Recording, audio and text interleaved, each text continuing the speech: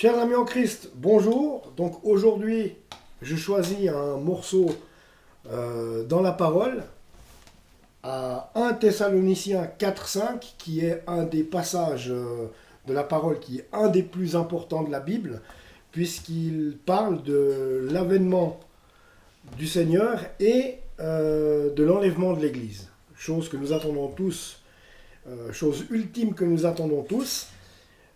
Puisqu'il s'agira de l'enlèvement des chrétiens et que à ce moment-là, l'avènement du Seigneur aura lieu, puis ensuite 7 ans de tribulation pour ceux qui seront restés malheureusement, et la fin de l'Antéchrist et la fin du monde, comme la fin de ce monde tel que nous le connaissons.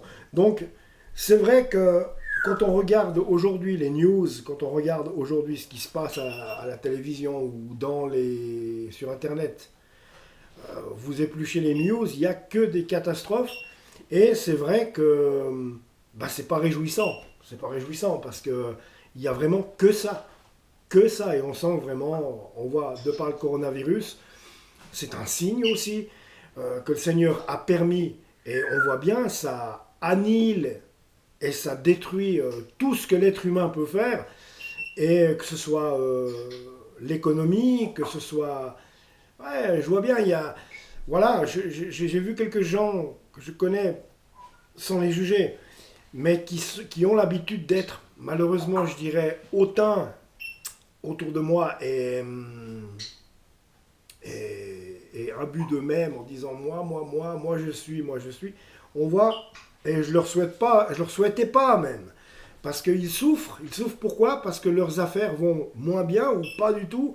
Elles sont complètement arrêtées. On ne souhaite pas le mal des gens. En tant que chrétien, on ne souhaite pas le mal. On ne veut pas rejoindre ou rendre le mal par le mal. Mais il est clair que on regarde bien les effets de ce coronavirus. Ils sont dévastateurs, mais quelque part, ils remettent en place tout le monde, y compris moi. Remise en question totale. J'ai besoin personnellement de me rapprocher de Dieu encore plus. J'ai besoin de plus de lui, j'ai besoin d'avoir encore plus de foi.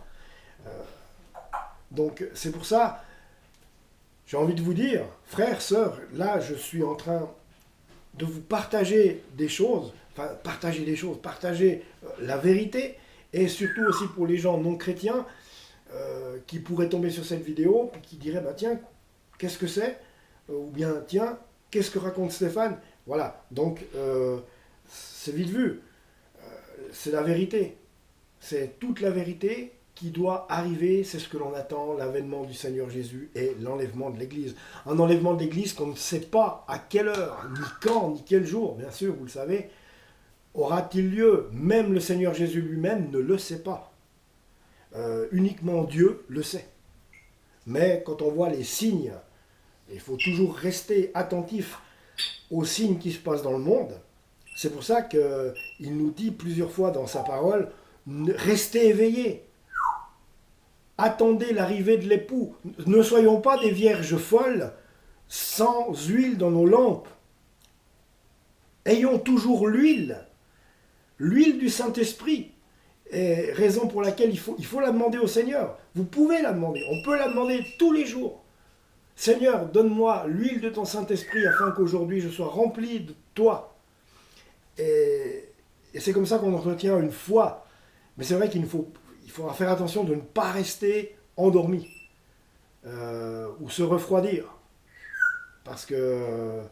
Ou d'être tiède, pire encore, puisque Jésus l'a dit dans sa parole, je vomirai les tièdes. Alors, c'est pour ça qu'on essaye toujours de se dire, est-ce que je suis assez chaud, assez bouillant? Je crois qu'il faut faire au mieux, parce que par nos forces on ne peut pas, ou alors il faut lui demander à lui, parce que de nos forces on ne peut pas, on ne peut rien faire sans lui. On peut strictement rien faire du tout. Alors autant lui demander à lui, Seigneur, donne-moi la force et le courage de pouvoir être rempli de ta parole, être rempli de ta foi, me remplir de foi, afin que je puisse suivre tes préceptes et faire ta volonté et non la mienne. Parce qu'aujourd'hui, j'en suis par exemple personnellement, moi à ça, j'ai pas envie de faire ma volonté. je lui soumets tout. Si par exemple j'ai une idée, je dis, ben, tiens Seigneur, qu'est-ce que tu penses si j'ai envie de faire ça, qu'est-ce que tu penses? Et la réponse m'est vite donnée, je vois tout de suite, ça marche ou ça marche pas, ou il vient me parler directement en me disant oui ou non. Voilà. Après, on sent toujours, le Saint-Esprit nous fait toujours ressentir euh, les choses qui sont justes ou les choses qui sont fausses. Donc, alors, l'enlèvement de l'Église, l'avènement du Seigneur. Nous ne voulons pas, frères, que vous soyez dans l'ignorance au sujet de ceux qui sont décédés, afin que vous ne vous affligiez pas comme les autres qui n'ont point d'espérance. Là, quand on perd quelqu'un, c'est le drame. Bien sûr, c'est le drame parce que on perd la personne, un parent, et on sait qu'on ne le reverra pas. J'ai été étonné de la sérénité que j'avais quand j'ai perdu ma maman, par exemple. J'avais mal au cœur parce que je voyais mon papa qui était affligé, qui était effondré. Je l'avais jamais vu comme ça, c'est quelqu'un de fort. Mais là, c'est normal. Il perdait sa femme, ça faisait 50 ans qu'il vivait avec ma mère. Ils avaient fêté du reste en 2019 leurs 50 ans de mariage. Maman est partie 3 jours après son anniversaire. Elle avait son anniversaire le 13 novembre. Elle est décédée le 15 novembre 2000. Non, si, 2020, ouais. Non, 2019, pardon. 2019. Et le jour de son enterrement, enfin tous ces jours, tous ces moments qui ont été durs, voilà, je me sentais porté, je me sentais vraiment, j'avais l'espérance de me dire, il faut continuer. J'avais l'espérance de me dire, le Seigneur, le Seigneur, même si ma maman n'était pas chrétienne pratiquante, elle était, je veux dire, on est issu d'une famille catholique, mais elle me disait croire en Dieu, même si j'essayais de lui parler de la parole et que elle ne voulait pas entendre parler de la Bible. Pour elle, clairement, l'évangélisme était sectaire, bien que beaucoup de gens sont dans cette erreur-là. L'évangélisme n'est pas sectaire, puisque nous ne faisons que de parler de la Bible. Et c'est ce qui m'a, à moi, c'est ce qui m'a conforté dans ma foi, que, bien sûr, la Bible, c'est la vérité, le chemin et la vie du Seigneur. Donc, pour moi, il n'y a pas 50 chemins. C'est la Bible et Jésus-Christ. Maintenant, voilà, ma maman disait, oui, je crois en Dieu. Alors, certes, mais j'avais cette espérance de me dire, je vais peut-être la retrouver, je vais la retrouver, puisqu'elle dit qu'elle croit en Dieu. Donc le Seigneur lui a certainement ouvert ses portes. C'est pas moi d'en juger. Voilà. Mais j'avais le jour de cet enterrement, quand je me retrouvais devant le cercueil de ma maman, je me retrouvais vraiment avec une sérénité intérieure. Et j'avais la tristesse, bien sûr, d'un fils qui perd sa maman. Mais je n'étais pas affligé. Pas que j'aimais pas ma maman, mais que le Seigneur m'a aidé à passer cette épreuve. Dans le calme et la sérénité. Donc j'étais serein. J'étais très serein. Ma sœur aussi était effondrée, j'avais mal pour eux puisqu'ils étaient effondrés, mais voilà. Ma sœur et mon papa, c'est encore différent, ne sont pas chrétiens pratiquants, ne sont pas chrétiens, ils sont, je dirais, sans vouloir porter de jugement, bien sûr, j'essaye de manière et d'autre d'évangéliser ma sœur, et mon père un peu de lui faire comprendre les choses à travers ce que je peux vivre. Mais ils sont éloignés actuellement de Jésus même si ma sœur fait est touchée un petit peu, elle me pose quelques questions et j'ai pas envie de l'accabler ou de l'accaparer parce qu'il ne faut pas accaparer les gens, il ne faut pas être étouffant avec la parole par rapport à des gens qu'on veut évangéliser. Ce qu'il faut faire le plus, c'est prier pour eux. Et c'est ce que je m'efforce de faire avec joie, bien sûr. M'efforce avec joie. M'efforce, prenez-le avec joie. Mais voilà, on n'utilise pas toujours les bonnes phrases. Je ne suis pas parfait. Sorry. Mais enfin voilà, j'étais devant le cercueil de ma maman et j'étais serein. J'avais une sérénité, j'étais calme. J'ai pu donner un message à tout le monde qui était présent ce jour-là et j'en suis content. Mais enfin voilà, c'est ce qui nous est dit là au début. Nous ne voulons pas, frères, que vous soyez dans l'ignorance au sujet de ceux qui sont décédés, afin que vous ne vous affligiez pas comme les autres qui n'ont point d'espérance. Parce que c'est vrai, quand on ne croit pas en Jésus, quand on n'a pas Jésus-Christ dans sa vie, on n'a point d'espérance. Je le sais, je l'ai vécu. On n'a point d'espérance. Tout est noir, tout est bouché. On a l'impression d'être le dos au mur, sans espérance, de rien du tout. Alors que quand on donne notre vie au Seigneur Jésus, tout ce qui peut se passer à côté, on ne le regarde pas, on ne l'écoute plus. On a l'espérance du salut, puisqu'on a donné notre vie au Seigneur Jésus. On sait qu'on est sauvé et on a cette espérance-là de vouloir encore vivre plus de choses avec le Seigneur, de vouloir vivre cette vie chrétienne pour encore la partager aux non-croyants. Et c'est ça qui est beau. Et c'est ça qui booste.